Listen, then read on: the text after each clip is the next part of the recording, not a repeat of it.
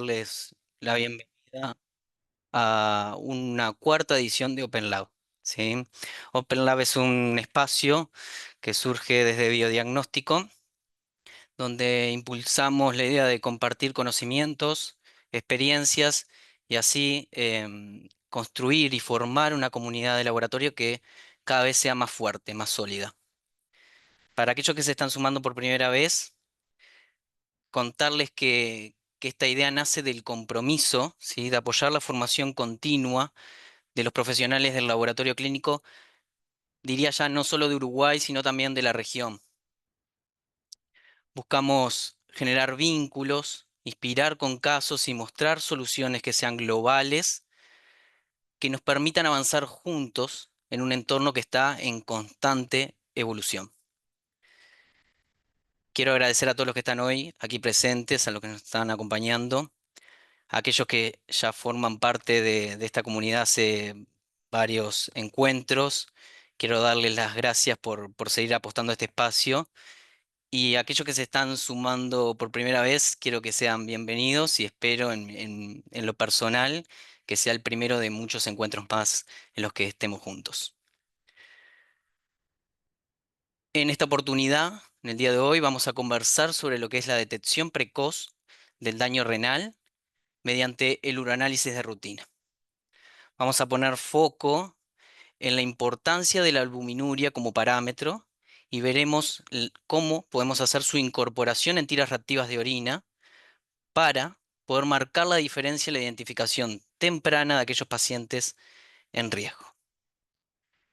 Para eso tengo el agrado y el gustazo de contar con dos grandes referentes profesionales y académicas de nuestro país, como son la profesora doctora Alicia Olascuaga, profesora agregada de la Unidad Académica del Laboratorio de Patología Clínica para el área de Bioquímica de la Facultad de Medicina de la UDELAR, y a la profesora doctora Luciana Borgarello, profesora adjunta de la misma unidad académica del Laboratorio de Patología Clínica, para también el área de Bioquímica de Facultad de Medicina UDELAR.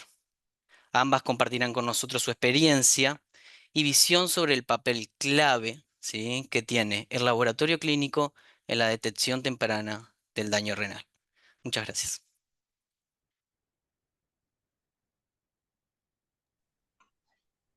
Bueno, ¿me compartís la presentación?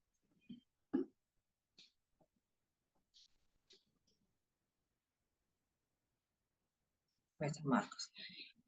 Marcos, ¿compartimos pantalla? Sí, pueden compartir ya. Bueno, aparece como que hay alguien compartiendo y que... ahora sí. A ver ahí. Ahí está. Muchas gracias.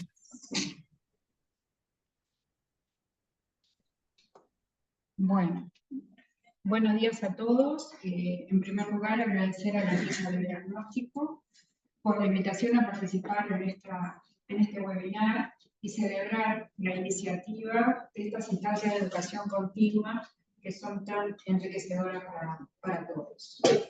Bueno, el tema que nos compete hoy es la detección precoz de la enfermedad renal mediante el examen de orina, un examen que es un examen de rutina que se hace en todos los laboratorios independientemente de la complejidad y el tamaño que tenga. Entonces vamos a empezar definiendo lo que es la enfermedad renal, que se define fundamentalmente por dos anormalidades. La anormalidad en la función renal y en la estructura renal, que deben estar presentes por más de 3 meses. ¿Cómo valoramos la anormalidad de la función renal? La valoramos a partir de la evaluación del filtrado glomerular, estimado por fórmulas, por clearance, de alguna forma. Después Luciana les va a ahondar un poquito más en esto. Y la valoración del daño renal implica anormalidades estructurales del riñón que se pueden evidenciar por la presencia de albuminuria o proteinuria, por anormalidades en el sedimento, por otras alteraciones debido al daño tubulointersticial o a anormalidades detectadas por la histología que presente ese riñón que esté enfermo. En las guías CADIGO, que son las guías emitidas por la Sociedad Americana de Nefrología, nos da un gráfico en el cual nos, uniendo estos dos factores, tanto la función como la lesión renal evidenciada por la albuminuria, nos da el posible progreso que tengan esta enfermedad. Entonces, a ver si puedo marcar acá. Sobre esta zona están las distintas categorías del filtrado glomerular y aquí arriba las distintas rangos de albuminuria que puede estar expresado en gramos, miligramos gramo o en miligramos milimol. Y entonces, de acuerdo al color que tenga, va a ser la gravedad del pronóstico de ese paciente. Por lo tanto, ven que el laboratorio es sumamente importante para la evaluación de estos pacientes. Entonces, ¿en qué pacientes nosotros vamos a sospechar esta enfermedad renal? Y como ven ahí, hay enfermedades que son de alta prevalencia en la población, como es la diabetes mellitus, la hipertensión, la enfermedad cardiovascular, la obesidad, el tabaquismo y la litiasis renal, las infecciones urinarias, que son de alta prevalencia, por lo tanto vamos a tener que estar siempre alertas en la búsqueda de la enfermedad renal. Y un poquito acá para contarles cuál es la situación en nuestro país. La enfermedad renal crónica en nuestro país se presenta en un 7% de la población adulta mayor de 20 años. De ese 7%, un 15% está en terapia de reemplazo, ya sea en hemodiálisis o diálisis peritoneal, un 10%, o un 5% ya en etapa de sustitución con un trasplante renal. Por lo que ven, es una enfermedad bastante prevalente, tiene una prevalencia parecida a la diabetes mellitus. Entonces, no podemos dejarla de lado, y más si tenemos una herramienta tan útil como puede ser un examen de orina. Entonces, volviendo a la definición, nosotros vamos a centrarnos acá en ver rápidamente lo del filtrado, la función renal a través del filtrado glomerular y el daño renal a través de la presencia de albúmina albuminuria o proteinuria y las anormalidades del sedimento. Para eso le doy paso a Luciana para que continúe profundizando estos aspectos. Hola, buenos días a todos. Bueno, muchas gracias Alicia por la introducción. Y bueno, vamos a continuar un poquito entonces con el tema. Más o menos enramado con todo lo que decía Alicia, entonces es importante el tema de hoy, ¿no? Que es tratar de ver a través del examen de orina, ver en aquellos pacientes en los cuales podemos detectar una enfermedad renal crónica o ver su progresión. Entonces esta frase la saqué de unas guías que propone el Ministerio de Salud Pública, que son bastante actuales, que son el Manual de Prevención, Diagnóstico y Tratamiento de la Enfermedad Renal Crónica en el adulto, que son bastante actuales, como digo, de diciembre de 2024, que esta frase es muy ilustrativa, ¿no? La enfermedad renal crónica es silenciosa y solo tiene expresión clínica en etapas avanzadas. Por lo tanto, debemos detectarla en forma activa en la población de mayor riesgo. Esto es crucial. Ya sabemos que una creatinina va a descender cuando la función renal cuando el filtrado glomerular esté descendido al menos un 50%. Entonces, la enfermedad renal crónica puede ser totalmente asintomática y el paciente ya estar manifestando algún elemento que implique enfermedad renal. Entonces, es importantísimo ir a buscar aquellas cosas o aquellas herramientas que contemos para ir a buscarla, detectarla en etapa lo más precozmente posible para evitar que avance la enfermedad renal.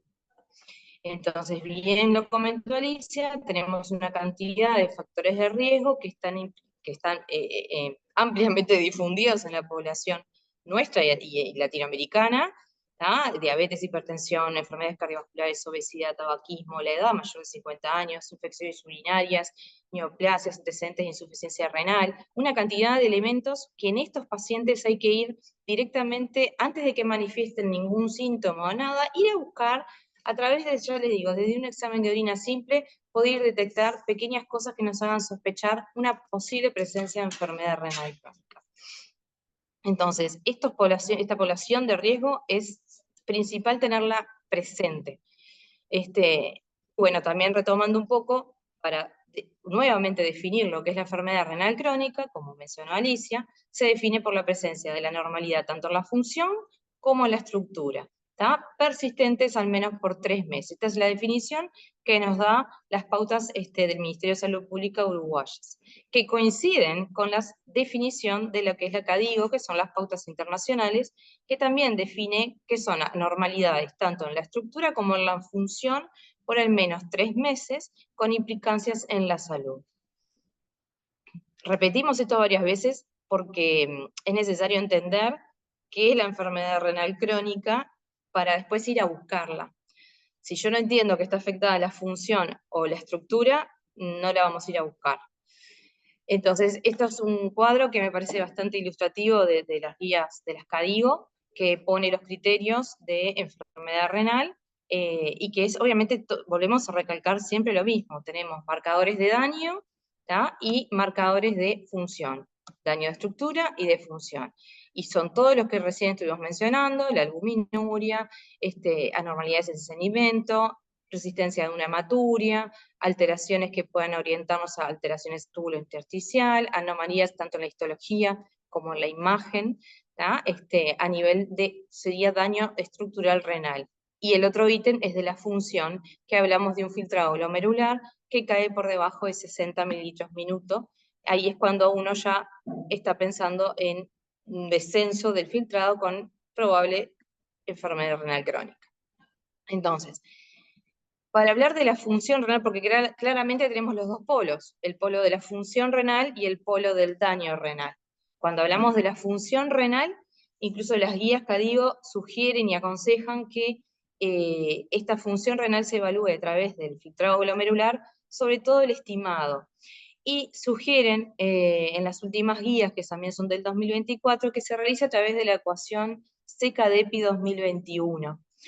En esta ecuación, que claramente es difundida y que es como la evolución de la que ampliamente estaba también difundida, que era la ecuación CKDEPI 2009, utiliza también determinadas variables que se repiten con respecto a la ecuación 2009, que es la creatinina, que es la edad y que es el sexo del paciente, ¿tá? Y que obviamente utiliza otras variables más, que con ella va a calcular el filtrado glomerular, considerando que cuando cae por debajo del 60 ya hablamos de un filtrado glomerular descendido. Acá les traje simplemente a mero, verla nada más, porque recordarla es compleja, pero claramente hay a nivel de internet los calculadores que es muy sencillo, uno entra, lo busca, pone los datos y simplemente ya está, se calcula. Esta fórmula del CKDEPI 2021, lo que es la diferencia de la del 2009, es que elimina el componente de la raza. ¿tá? Después es prácticamente la misma ecuación. Simplemente se vio que la raza lo que hacía era sobreestimar, sobre todo en la raza negra, sobreestimar el filtrado glomerular. Entonces la idea es quitarla. Por eso en la 2021 no está considerado la raza. Esto sería para obtener, es decir, dónde estamos parados con respecto a la función renal, uno de los ítems que tiene en cuenta para yo diagnosticar enfermedad renal crónica. Y esta tabla lo que hace es, en base a mi filtrado glomerular, estimado o medido a través del clearance, pero sobre todo estimado por la CKDEPI, yo obtengo distintos grados o distintos rangos según donde yo me encuentre con mi filtrado glomerular. ¿tá? Que esto se categoriza al paciente y se tiene en cuenta porque después se hace el entrecruzamiento con los factores de daño, en este caso que utiliza la CADIGO, que es la albuminuria. Entonces, todo esto que hablamos recién fue cómo yo implementar o buscar alteraciones en la función renal, parte importante de la definición de la enfermedad renal crónica. El segundo ítem, perdón, que se tiene en cuenta al diagnóstico de la enfermedad renal crónica es el daño estructural. Entonces acá otra vez lo vamos a mencionar, que es la presencia de albúmina, proteinuria, anormalidades en el sedimento u otras alteraciones que pueden hablarnos de daño tubulointersticial o anormalidades por histología o imagen o antecedentes de trasplante renal. En este caso vamos a centrarnos un poquito más en lo que era el examen de orina, y lo que yo puedo encontrar en un examen de orina, y bueno, va a ser la presencia de albúmina, proteínas y claramente las anormalidades en el sedimento urinario que me van a estar orientando a si hay o no daño renal estructural, ¿sí? Entonces, nos vamos a meter un poquito en lo que sería el examen de orina. El examen de orina, ¿qué es esta prueba? Consiste en valorar determinadas características de la orina. ¿Qué características? Características de función, perdón, características de lesión o características de infección. En lo que sería la función, nosotros con el color y la densidad nos vamos a estar orientando a lo que sería la funcionalidad del riñón. Con respecto a la lesión, y bueno, si tenemos evidencia de proteína, albúmina, hematuria o cilindros, nos orienta a lesión. Y bueno, otras cosas como infección con la presencia de nitritos o esterasa. En este caso, lo que nos vamos a centrar un poco más es en los elementos de función y lesión. Entonces, si vamos a los elementos de función, dijimos que era el color y la densidad. Esto es simplemente un repaso muy por arriba. Recuerden que el color, nosotros utilizamos la escala del Vogel, que básicamente los Vogel que uno usa es el 2, 3 y 4, porque el Vogel 1, según uno lo define o lo entiende, que es como el agua, y básicamente no se utiliza. ¿tá? El Vogel 2 es casi como agua, pero tiene un tinte de color amarillo. El Vogel 3 es el amarillo o el ámbar, que ahí incluiría todas las tonalidades de amarillo. ¿tá? Y el Vogel 4 ya sería cualquier otro color que sea distinto al amarillo, ya sea una orina hematúrica, colúrica, medicamentosa, es decir, todos aquellos colores rojos, oscuros. ¿tá? Y en medicamentosa podemos encontrar hasta colores anaranjados, verdosos, dependiendo de las medicaciones que tenga. Digamos que un Vogel 2-3 sería un Vogel adecuado, pensando que ese riñón está concentrando lo suficiente esa orina como para, a ver, por eso es que uno dice que el color orienta la función, porque un color adecuado orienta que ese riñón está funcionando bien.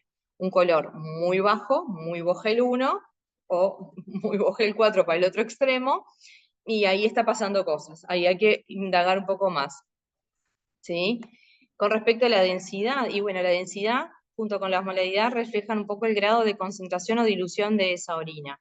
Hablamos de un valor de referencia aproximado entre 1015 y 1025. Esto es lo mismo, uno piensa en que ese riñón funciona bien cuando estoy en un rango más o menos de esos que hablamos, entre 1015 y 1025. Si ese riñón ya no está funcionando bien, muchas veces deja de concentrar en forma adecuada y la densidad, incluso la osmolaridad, empieza a descender. Entonces estos parámetros muy sencillos, muy fáciles de obtener a nivel del examen de orina y con la tira, nos pueden orientar un poco a ver en qué momento o en qué situación estamos con respecto a la función del riñón. ¿Qué pasa con los elementos de lesión? Mencionamos a la proteinuria, a la albuminuria, a la hematuria y a los cilindros. Entonces ahora vamos a detenernos un poquito en lo que sería la proteinuria y la albuminuria. En un examen de orina, nosotros vamos a ir a buscar la proteinuria y la albuminuria, que generalmente uno cuando se enfrenta a una orina aislada, a una primera orina de la mañana, o a una orina en cualquier momento del día, lo primero que uno tiende a hacer, o lo correcto, es más allá de visualizar lo que sería el aspecto y la coloración, es realizar una tira reactiva de orina. En las tiras reactivas, obviamente, tenemos distintas almohadillas que van a valorar diferentes componentes bioquímicos de la orina. En este caso nos vamos a centrar un poquito más en lo que es la albúmina o la proteinuria, sin expoliar un poco después lo que nos va a contar Marco. Pero bueno, simplemente frente a un examen de orina, una de las herramientas fundamentales es la tira reactiva que nos enfrentamos así de primera instancia. Lo importante de destacar esto es que ante la presencia de una tira de orina que tenga ya sea un indicio o una cruz o más cruces en lo que sería la almohadilla de proteinuria o albuminuria, más allá de que nos está indicando de que hay presencia y que la tira nos va a dar una semi-cuantificación y que claramente eso nos va a ayudar y nos va a orientar a en qué momento o en qué grado de daño está ese riñón, lo importante es también intentar, o que el siguiente paso sería, es dosificar y cuantificar esa proteinuria y o albuminuria.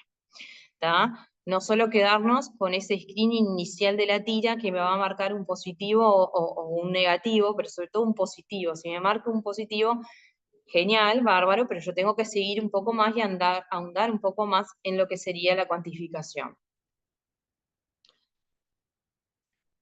Recordemos que no solo la proteinuria y la albuminuria se dosifican o se buscan en una orina aislada.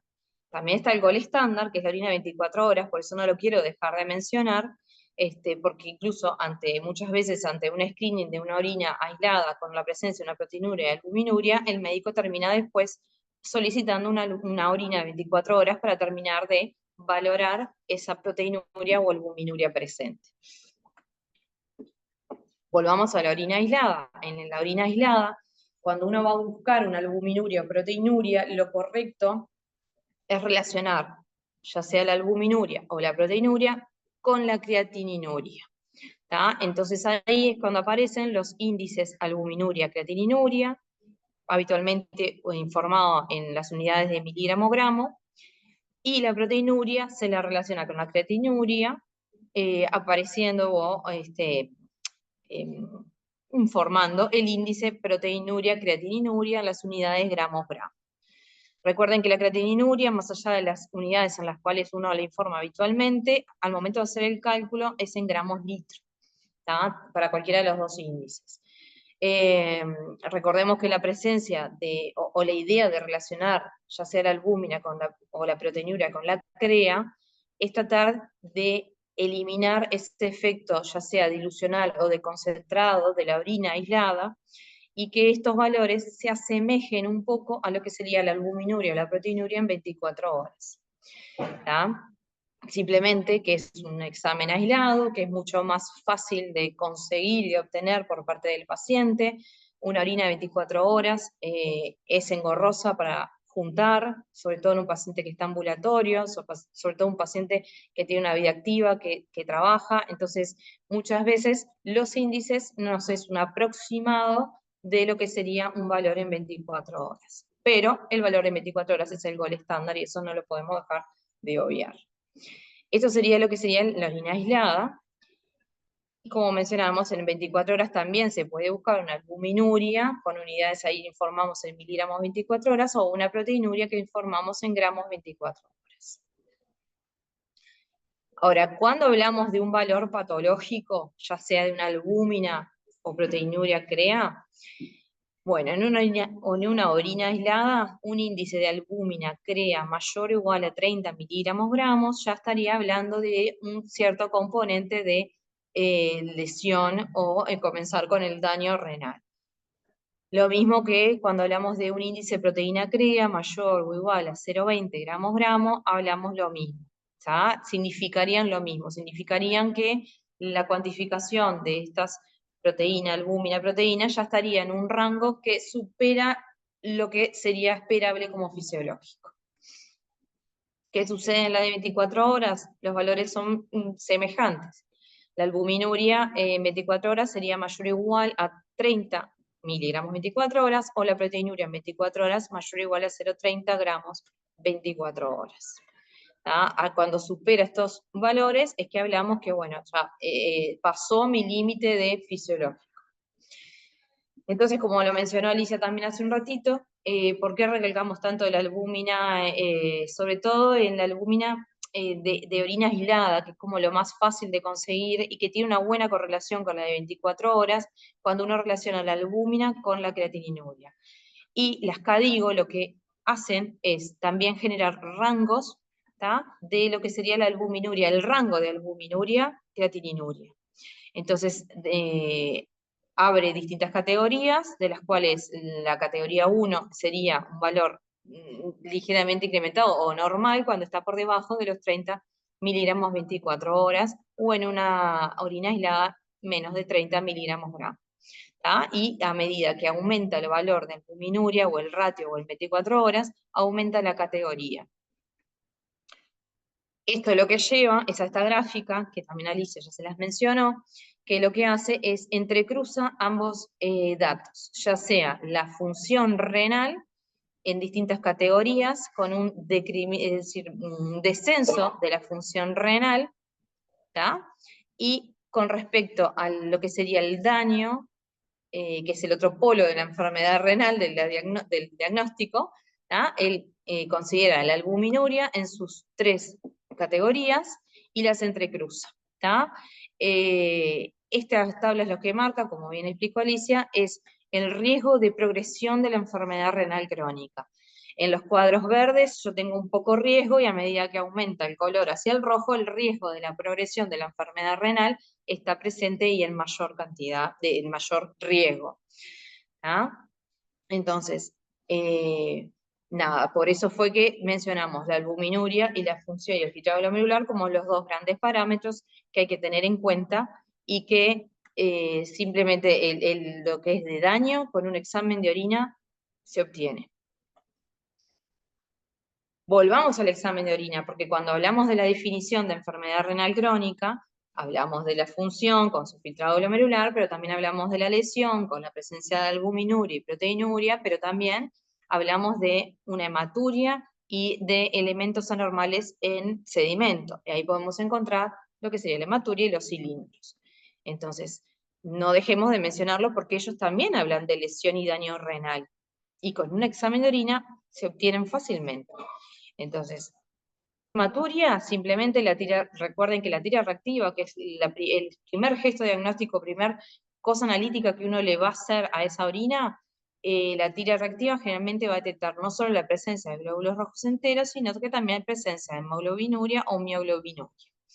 La foto es meramente ilustrativa de distintos grados de hematuria que podemos encontrar desde una leve hematuria hasta hematurias francas. ¿Cómo yo valoro los eritrocitos en el sedimento? Nada, simplemente se valoran a campos por 40, por 400 de aumento, y simplemente se observan los eritrocitos. Y bueno, y allí en base a la cuantificación uno puede informar regular cantidad o escasa cantidad, lo que fuera. Nada más que eso yo puedo informar cuando yo veo un sedimento, la cantidad de glóbulos rojos. Porque no quisimos dejar de mencionar que hay como un elemento, que hay como un estudio específico del examen de orina, que es la morfología de los glóbulos rojos, y que no se hace en cualquier orina que uno recibe y que va a procesar en el correr del día. La morfología de glóbulos rojos tiene características específicas cuando uno va, es decir, la penalítica. Tiene que ser una orina recién emitida. Generalmente cuando el paciente viene se le hace que orine en el laboratorio mismo para que realmente nos verifique que sea una orina recién emitida. Hay que procesarla rápido porque pasadas las 2 horas los glóbulos rojos pueden modificar su estructura, su forma, y no necesariamente implique que el paciente ya orinó un glóbulo rojo deformado, sino que quizás el tiempo en mesada hizo que se deformara. Por eso esto es importante que todos lo tengamos en cuenta, que cuando uno va a informar una morfología de glóbulo rojo, la orina tiene que ser recién emitida. Por lo tanto, si yo estoy viendo un examen de orina común que no manifestaron la morfología, y yo suelo ver, porque estoy contando mis glóbulos rojos, si veo algún glóbulo rojo dismórfico, en ese caso no se tienen en cuenta si son dismórficos o no. Simplemente se cuenta el glóbulo rojo. Cuando viene solicitado el estudio, sí, ahí sí pido que se cumplan los requerimientos de una orina recién emitida, y ahí sí le doy valor a la forma de los glóbulos rojos. Y esto es simplemente un esquema.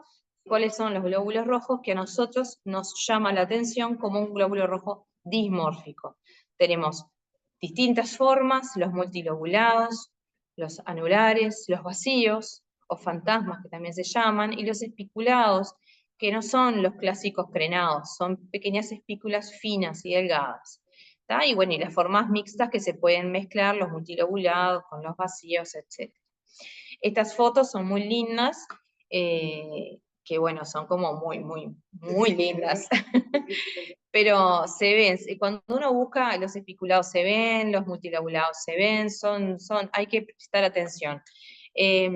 La presencia de un glóbulo rojo dismórfico lo que nos está hablando, nos está orientando, es que ese glóbulo rojo se filtró a través del glomérulo, y cuando pasa se deforma. Entonces, ¿qué me está orientando? Es que ese paciente no solo tiene una hematuria, sino que esa hematuria es de origen glomerular. Por lo tanto, me está orientando que haya un daño a nivel glomerular. ¿Ah? Habitualmente uno informa los glóbulos rojos dismórficos en porcentaje. La literatura habla de distintos porcentajes, sin dejar marcado un porcentaje mismo, pero entre 40, 60, hasta 80% de literatura que habla de porcentajes para decir que estos glóbulos rojos dismórficos pueden ser orientados a un sangrado glomerular. Pero claramente igual están hablando de que ese glóbulo rojo filtró a través del glomérulo. Por eso es la importancia. Bien. ¿Qué otra cosa es importante en el sedimento? No solo la presencia de la hematuria y los glóbulos rojos, sino también los cilindros. Los cilindros, recuerden que se componen de una matriz mucopurulenta, formada por mucoproteica, perdón, proteica de proteína, sobre todo la de Tan-Horsfall, y que se forman sobre todo a nivel de los túbulos distales, por eso es esa forma características de los cilindros, que son alargados y que son cilindros. ¿Ah? Entonces, la presencia de cilindros se pueden clasificar, ¿tá? Y no todos son patológicos. Hay algunos que pueden ser fisiológicos, que son los menos, que son los famosos hialinos, ¿tá? Pero en número escasos. Los cilindros, recuerden que siempre se valoran en campos de 10 aumentos, se cuentan sobre todo a ese campo, después uno puede bajar el aumento para ir a ver un poco la consistencia, la composición, ¿tá? Pero bueno, tenemos hialinos, granulosos, hialinogranulosos, hemáticos, serios y algunos otros más, pero estos me parecieron como los más importantes que nos pueden hablar o orientar un poco a lo que sería lesión. Igual siempre que hay presencia de cilindros, recuerden que hay presencia de proteínas. Nosotros tenemos una proteinuria fisiológica que sería aceptado fisiológico hasta un escaso número de hialinos podría encontrar en un sedimento que no genere mayor compromiso o pensar que es un riñón patológico. Ahora, donde ya aparezcan varios hialinos, no, ahí ya no es fisiológico. ¿Tá? Los granulosos, hablamos que son cilindros, obviamente las proteínas, con restos celulares, hematis, leucocitos, hay restos de estos detritos, entonces aparecen con unas características, ahora vamos a ver unas fotos, y hialinogranulosos sí que son mixtos, que tienen sectores en que son más proteicos y otros más con estos detritos celulares. Los hemáticos es el mismo cilindro que son más orientadores cuando uno encuentra un cilindro hemático a que ese sangrado fue glomerular, fue renal, ¿ah? Porque el sangrado fue alto. Cuando uno ve glóbulos rojos en un sedimento de orina, muchas veces no puedo determinar de qué sector del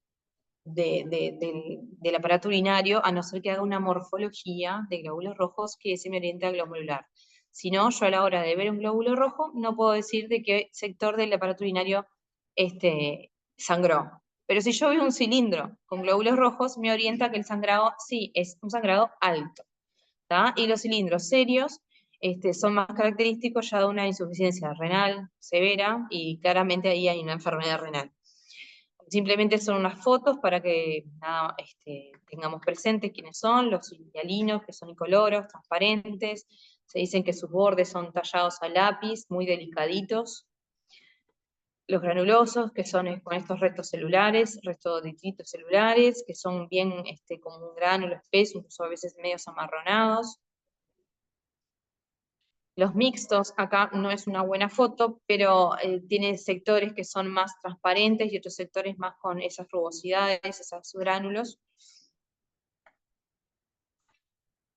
Los cilindros hemáticos, que es lo que comentábamos hoy, que por más que yo vea glóbulos rojos en un sedimento, no puedo definir de qué sector del aparato urinario es que sangró el paciente, a no ser que le haga una morfología de glóbulos rojos, pero un cilindro un cilindro hemático es claramente orientador de que el sangrado es alto, ¿tá? Porque recuerden que los cilindros se forman a nivel de los túbulos.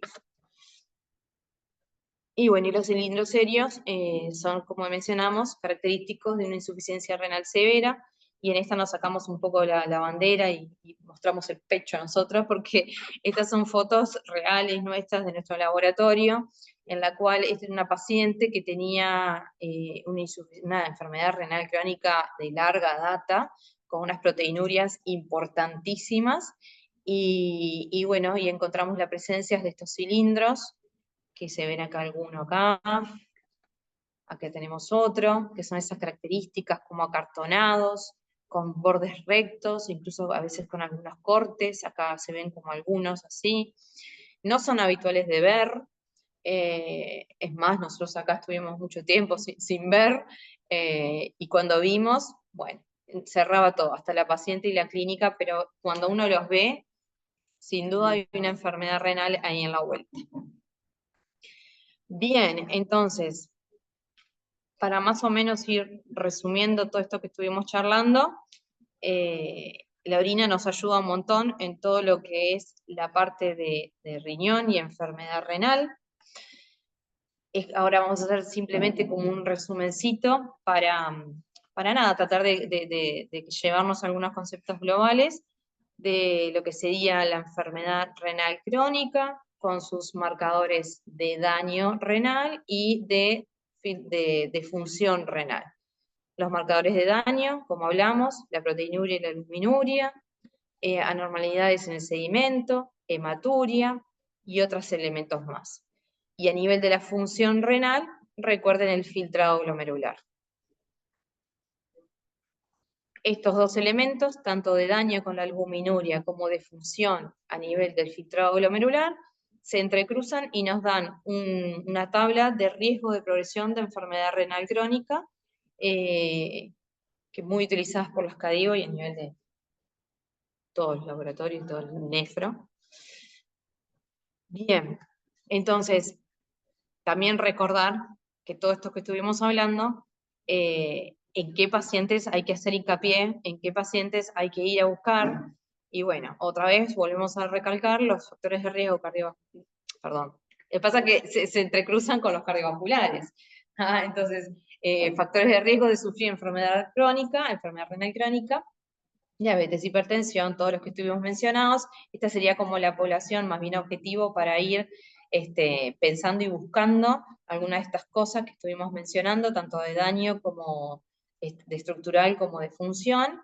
Y también dos tipos de pacientes que quiero también como hacer hincapié, porque no solo hay que ir a buscar estos elementos de daño estructural y funcional del riñón en aquellos pacientes que tengan factores de riesgo, sino en aquellos también pacientes que ya están diagnosticados con una enfermedad renal crónica, hay que hacer un seguimiento, porque recuerden que la enfermedad renal crónica progresa. Entonces, hay que hacer un seguimiento con la proteinuria, con la albuminuria y con otros con un filtrado glomerular. Hay que hacer seguimiento. Entonces, no solo es ir a atacar al paciente con su factor de riesgo para tratar de detectar lo más precozmente los elementos de lesión o de función para evitar que llegue a una enfermedad renal crónica, sino en aquel paciente que ya la tiene instalada, tratar de hacer un seguimiento. ¿Tá? Y bueno, y ahí pusimos la embarazada, aunque realmente está presente en los pacientes de población cuando hablan de un antecedente de preeclampsia. Recuerden que la preeclampsia en la embarazada es la presencia de hipertensión, edemas y proteinuria. Entonces, no solo proteinurias totales, sino que también, más que nada, vinculado a la albuminuria. Entonces, no solo cuando uno busca proteinuria y albuminuria, estoy pensando en el enfermo renal crónico, sino también en estos determinados tipos de pacientes, ya sea con una enfermedad instaurada o con una situación de la vida que pueda llevar a que también se complique o diagnosticar determinadas patologías en tiempo y forma. Y bueno, espero que hayamos podido darles información que les sea útil para la vida diaria en el laboratorio. Y bueno, quedamos atentas de acá, Marco, a ver si mira, Si fantástico.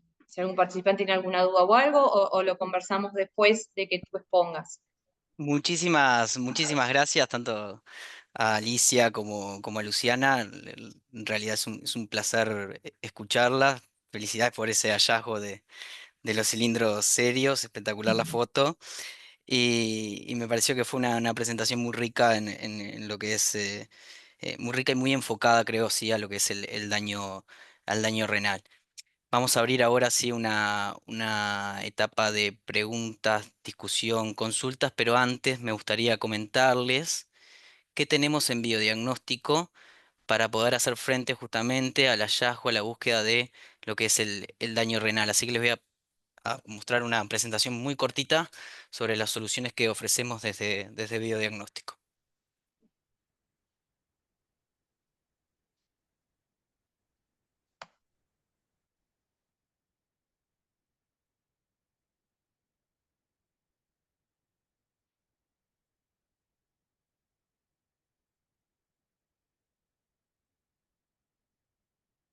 Muy bien. ¿Qué tenemos por aquí? En biodiagnóstico trabajamos con la serie UC de Sysmex. Nosotros decimos que son una solución, varios formatos. ¿Por qué? Porque por un lado vamos a tener las tiras Meditape, ¿sí? Las tiras Meditape son las tiras de venta de Sysmex en su presentación de más de 12 parámetros. Ahora vamos a revisar de qué se tratan cada uno de ellos, ¿sí? Tiene la capacidad de observarse manualmente, ya que trae su cartilla en la parte de afuera, ¿sí? Y también tenemos soluciones ya del tipo semiautomatizadas y automatizadas, ¿sí? Por un lado vamos a tener el UC1000, ¿sí? Que es este equipo que vemos aquí, ahora lo vamos a desglosar un poco, y el UC3500, que es este que vemos más hacia el centro. Cuando hablamos de UC1000, estamos hablando de un equipo hipercompacto, tiene un tamaño aproximadamente como si fuera una hoja 4 y está procesando aproximadamente más de 400 muestras por hora, liberando varios resultados en menos de un minuto, ¿sí? La tira que vamos a utilizar es la Meditate 12S. ¿Qué parámetros podemos reportar en esta tira, ¿sí? En este equipo semiautomatizado? Tenemos leucocitos, urobilinógenos, sangre, bilirrubina, cetonas, glucosa, proteínas, pH, nitrito, gravedad específica y agregamos aquí sí lo que veníamos hablando recién. Tenemos capacidad de medir en almohadilla creatinina y albúmina. Cuenta con una pantalla táctil, un menú de navegación súper intuitivo, ¿tá? Capacidad también de imprimir resultados y de estar conectado también a lo que es el LIS. ¿Ah? Para una mayor trazabilidad de lo que es la muestra, almacena una foto de la tira, ¿sí? Una foto que se puede consultar y que se puede ver. Y cuenta siempre con controles de calidad disponibles y que ya están listos para usar, no es necesaria una preparación. En cuanto al UC3500, el UC3500 es totalmente automatizado, ¿sí? Es hiperveloz, tiene un procesamiento de 276 muestras por hora. Y la tira que vamos a utilizar es la Meditape 11A, ¿sí? ¿Qué parámetros podemos reportar a partir de ella? Leucocitos, urobilinógenos, sangre, bilirrubina, cetona, glucosas, proteínas, pH, nitritos y también agregamos creatinina y albúmina. Ambas, tanto el UC1000 como el UC3500, tienen la capacidad a partir de estas almohadillas de creatinina y albúmina de calcular los índices de manera semi-cuantitativa. Proteína creatinina, albúmina creatinina. Ahora lo vamos a ver cómo. ¿Qué más cuenta? El UC3500 tiene la capacidad de medir la densidad por refractometría y liberar resultados continuos entre 1000 y 1050. Tiene medición automática de lo que es aspecto y color. Y al igual que el UC1000, también tiene controles de calidad y calibradores disponibles y listos para su uso. ¿Cómo vamos a medir en tira reactiva? ¿Cuál es el principio de detección que estamos utilizando? El principio de detección ya es bastante conocido, es el error proteico de indicadores de pH, ¿sí? Sabemos que en la almohadilla viene impregnada con azul de bromofenol y sabemos que el azul de bromofenol en situaciones ácidas tiene un color que tiende a amarillo, ¿sí? Cuando en esa orina hay presencia, ¿sí? Hay presencia de proteínas y se impregna justamente dentro de esa almohadilla, ¿tá? Ese azul de bromofenol, perdón, se va a unir a lo que serían los grupos amino libres que quedan en las proteínas. Y esa unión, ¿sí? Va a generar un viraje de color a lo que sería un azul verdoso. Cuanto mayor azul, cuanto más es la intensidad de ese color azul o ese azul verdoso, mayor es la cantidad entonces de proteína que va a ser capaz de detectarse en esa tira reactiva. ¿Y qué rango de mediciones tenemos por aquí? Tenemos un rango de medición para albúmina de 10 a 150 miligramos litro y un rango de medición para proteínas entre 15 y 1000 miligramos decilitro. ¿Sí? Es uno de los rangos más extensos que existen y que nos ayudan muchísimo a trabajar sobre lo que es el rango crítico de detección, ¿sí? Muy cercano a los 20 miligramos litro de albúmina, ¿no? Entre el rango fisiológico y la albuminuria que está ligeramente aumentada. En cuanto al índice albuminuria-creatininuria, ¿cómo hacemos para calcularlo? ¿Cómo trabajamos? Bien, en cuanto a lo que es albúmina, vamos a tener cuatro resultados posibles, ¿sí? 10, 30, 80 y 150 miligramos litros. Eso es lo que nos puede dar semicuantitativamente la tira. En cuanto a creatinina, 10, 50, 100, 200 y 300 miligramos decilitro. ¿Sí? Entonces vayamos a la tabla esta que está aquí abajo. ¿Sí? Cuanto menor sea el valor detectable en tira de creatinina y mayor el valor que yo voy a detectar de albúmina en esa tira, ¿sí? Yo voy a tener, o voy a caer en esta zona de aquí de la tabla, ¿no? En la zona inferior izquierda. Eso se va a indicar semicuantitativamente como un índice 2 más, ¿sí? Cuando yo voy aumentando la cantidad o la concentración de creatinina detectada en tira, ¿sí? Voy a ir pasando a otros escalones. Estos escalones me van a hablar, esta zona de aquí, de una sola cruz, ¿sí? Semicuantitativamente una cruz. Y cuando yo tengo altos valores de creatinina, ¿sí? Con bajo de albúmina, caigo en esta zona gris que se encuentra acá, donde el índice me va a dar normal. Puedo informar así, en cruces, normal, 1 más, 2 más, o en miligramos por gramo de creatinina. Siempre recordando que es una medición del tipo semicuanti. En cuanto a lo que es el índice de proteinuria creatininuria, vamos a tener varias almohadillas de interpretación, una para negativa, 0,15 gramos litro para indicios, 0,30, 1, 3 y 10 gramos litro. Los de CREA ya los bichamos recién. Y vayamos también a esta tabla. ¿Cómo se calcula el índice de proteinuria creatininuria de manera semicuantitativa a partir de la tira reactiva? Bien, a bajas cantidades de creatinina, como tenemos en este caso de aquí, y detección de proteína de rangos mínimos bastante altos, vamos a tener caídas sobre esta zona azul que se identifica como 2 más, ¿sí? Y así se informa, ¿tá? Este es un índice 2 más. A medida que yo voy aumentando la cantidad de creatinina, pero me voy quedando en la cantidad de proteína, ¿sí? Voy a estar en un índice 1 más. Y a medida que yo tenga bajas concentraciones de ambos, voy a estar en una etapa de índice normal.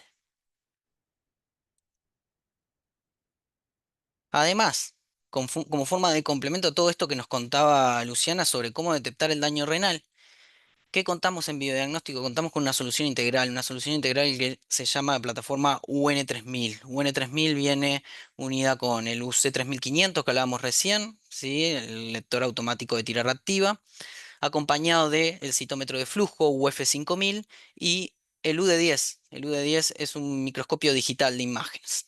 ¿Ah? Vamos a tener la capacidad de procesar más de 100 muestras por hora y tener resultado de tira reactiva y de citometría de flujo en el 100% de las muestras, ¿sí?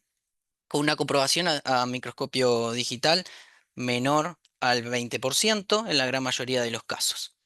La citometría de flujo nos va a permitir múltiples funciones.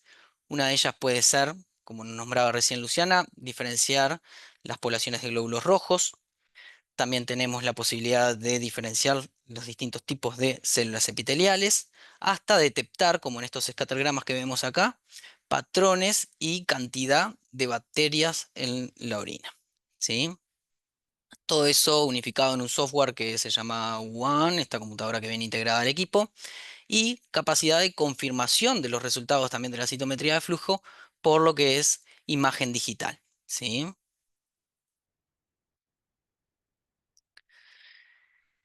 Quiero contarle que este es el equipo que tenemos en biodiagnóstico y nuevamente quiero agradecerles a todos por haber participado hoy de este encuentro, a la doctora Luciana Burgarello, la doctora Alicia Lascuaga. Y sí, vamos a abrir ahora una etapa de dudas, de consultas, a ver si alguien quiere consultar algo, preguntar algo.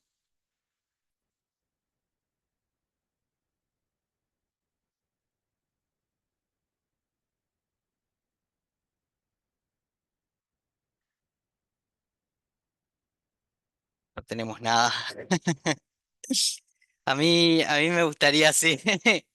A mí me gustaría traer algo como en forma también de ensuma, me parece, y como revisando un poco lo que habló Alicia y Luciana, y es en ese marco de tener una enfermedad renal crónica que es del tipo, que es silenciosa, ¿no? Y, y generando esto la importancia entonces en la detección, y no solamente como creo en la detección, sino también en el seguimiento, como bien nombraban ustedes, y con la frecuencia altísima que tiene, ¿no? Una frecuencia, como nombraba Alicia, del 7%. En su opinión, eh, ¿a qué población ustedes podrían encarar este screening? ¿Sí? ¿Qué laboratorios podrían utilizarlo? ¿En qué lugares se podría utilizar? ¿Y en qué momento ustedes, por ejemplo, reportarían o en su caso no reportarían un índice de tira? ¿O yo? A ver, me parece como importante que claramente tengamos presente en toda la población. A veces desde el laboratorio es difícil saber esta orina a quién le pertenece, si es un paciente que tiene o no tiene un factor de riesgo o no vinculado. A veces es difícil porque el dato clínico no es algo que muchas veces nos llegue al laboratorio. Entonces, si entiendo que si uno tiene las posibilidades de poder dosificar con una tira reactiva un semi-cuantitativo, ya sea de una proteinuria o una albuminuria, me parece importante incluso no limitarlo, porque más allá de que obviamente si uno tiene la información de que estoy frente a un paciente que tiene claramente una enfermedad renal crónica o claramente un factor de riesgo, que ahí ni lo dudo en que eso es importante, eh, igual yo lo informaría, porque es información que es valiosa, que quizás el paciente no lo tenía o el médico que lo solicita no lo tenía presente y al informarlo lo podemos estar ayudando a que se oriente hacia, hacia por ejemplo, un daño renal que venía en forma silenciosa. Me parece también importante que más allá de la tira, que uno lo plantea como un screening, como algo que me va a servir mucho también más para la negativa, porque la positiva, por más que al médico o al laboratorio mismo me diga está presente, no hay que dejar de lado que está bueno que tanto una proteinuria como una albuminuria tienen que dosificarse y llegar a un valor concreto. Entonces, la tira nos va a ayudar a orientarnos en qué pacientes sí, en qué pacientes no. Yo voy a tratar de llegar a un valor concreto.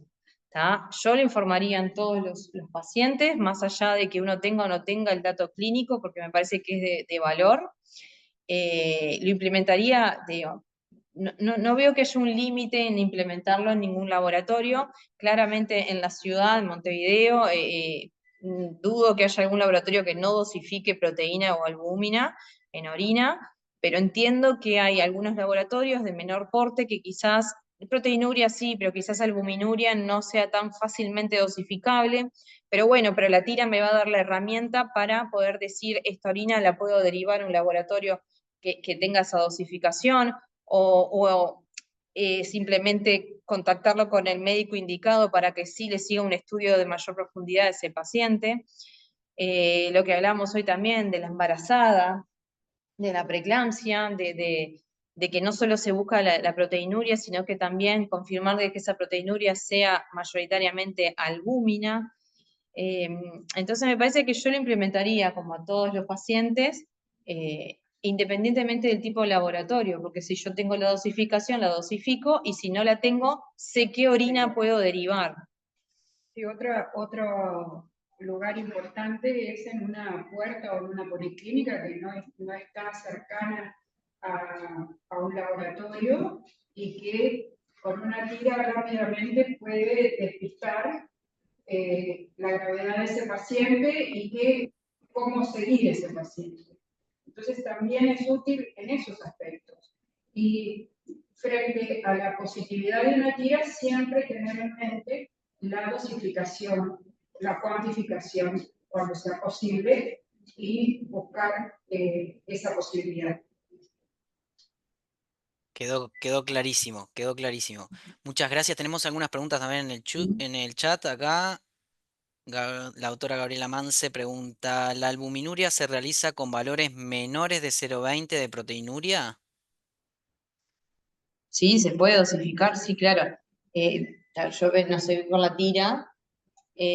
Marco, vos tenías más presente los valores de rango, pero claro, por ejemplo, uno cuando hablaba del concepto de la MAU, de la microalbuminuria, en realidad no era que yo buscaba una albúmina más chiquita, no, uno buscaba una albúmina de menor concentración que no fuera tan fácilmente detectada, por eso uno hablaba de la MAU, de la microalbuminuria. Entonces, en realidad, con proteinurias bajas, yo puedo ir a buscar la albúmina, la albuminuria. Y es más, en pacientes diabéticos, incluso que aún no han presentado proteinurias significativas o evidentes, em, hay que ir a buscar la albuminuria, porque es uno de los primeros elementos que va a marcar un daño renal que ha pasado silente y que me puede marcar un poco el tratamiento, pronóstico, evolución. Sí. Vos que sos más diabetólogo que yo. Claro, en un paciente que es diabético, frente a una tira de orina con proteína negativa, en una tira clásica de orina que no tiene la albuminuria ni la proteinuria, nosotros igualmente, aunque no marque proteínas, a ese paciente diabético se le va a hacer la microalbuminuria, ¿verdad? Porque ¿qué pasa? Está por debajo del nivel de la albúmina que mide, está por debajo del nivel de detección. Por eso tenemos que tener una técnica aparte. Por eso lo de micro, no por tamaño, sino por concentración. Y en el paciente diabético es una obligación, porque el daño renal en el paciente diabético es frecuente, hay que detectarlo lo más temprano posible para que ese paciente, además de no tenga comorbilidades con su diabetes. Entonces, sí, en el paciente diabético, aunque la tira de negativo, se hace la albuminuria, y en el paciente general, este tipo de tiras nos van a ayudar mucho, porque nos van a despistar, capaz que no nos marca la proteinuria, pero sí ya tenemos una orientación con la almohadilla de la albúmina. Claro, porque tradicionalmente, por ejemplo, en un examen de orina común, la que viene siempre implicada es la proteinuria. Sí. Entonces uno nunca lo duda. Uno habitualmente va a ir a buscar la albuminuria si el médico lo solicita. Pero ahora estas tiras ya me lo dan solito. Nos ayudan a después decidir cómo seguir. Sí, ¿qué vamos a dosificar? Si dosificamos directamente la albuminuria o dosificamos la proteinuria. No sé si hay más preguntas, Marco. Sí, les voy a Bien. pasar otra. Muchas gracias por esa respuesta. Viene un poco, creo, de la mano con lo que estábamos hablando recién. ¿Qué pasa con la glucosuria como parámetro de daño? Y por ahí, en paciente no diabético. Aclara. Silvana de Augusto. Gracias, Silvana. La glucosuria en realidad no es un parámetro de daño. Es un parámetro que te muestra a nivel sistémico cómo está el metabolismo glucídico. Entonces, y lo que evidencia es que se pasó el límite de reabsorción tubular de la glucosa. Puede asociarse en los pacientes diabéticos en la albuminuria. En un paciente no diabético, la presencia de glucosa en orina puede tener otras implicancias. Puede haber un daño tubular y que esa glucosa no se reabsorba en el paciente no diabético. Pero también tenemos en estas tiras, tenemos ya gran parte de orientación para poder resolver esos temas. Sí, la glucosuria puede ser vinculada más bien a algo intersticial, a una falla tubular. Igual también hay que tener presente que hay mucha medicación nueva, antidiabéticos, porque uno siempre cuando encuentra glucosuria empieza o pretende encontrar una glicemia elevada. Y hay nuevos fármacos hipoglicemiantes que lo que hacen es tender a normoglicemias en sangre y encontramos unas francas glucosurias. Y eso no es ni daño renal, ni que se me pasó el límite, simplemente que están bajo el efecto farmacológico de una medicación.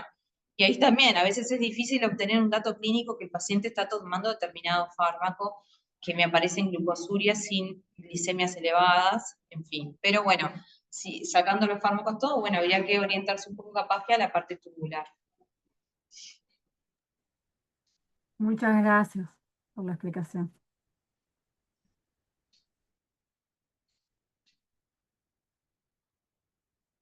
Está silenciado, Marco.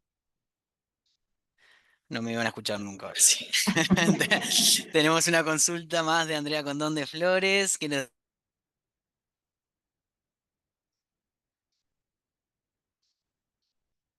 Nuria, ¿cuándo lo recomiendan hacer? ¿A partir de qué valor?